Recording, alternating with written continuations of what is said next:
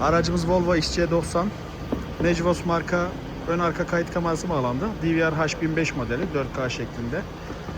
Önden görünüşü bu şekildedir.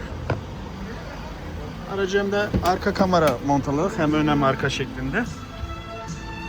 Önden görünüşü bu şekildedir. 128 veya 256 GB SD kart desteklemektedir. Arka kameramız da şu şekilde görüldüğü gibi ortada. Ön arka şeklinde kayıt yapmaktadır kameramız. Bu şekilde geldiği zaman hem ön kamera hem arka kamera olarak 4K şeklinde görünebilir. Geldiğimiz zaman ön kameraya geçelim.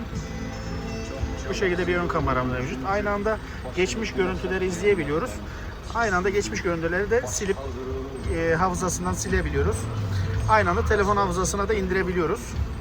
Bu şekilde indir veyahut da sil de yapabiliyoruz. Herhangi bir kaybımız yoktur. 4K şeklinde kayıt yapmaktadır.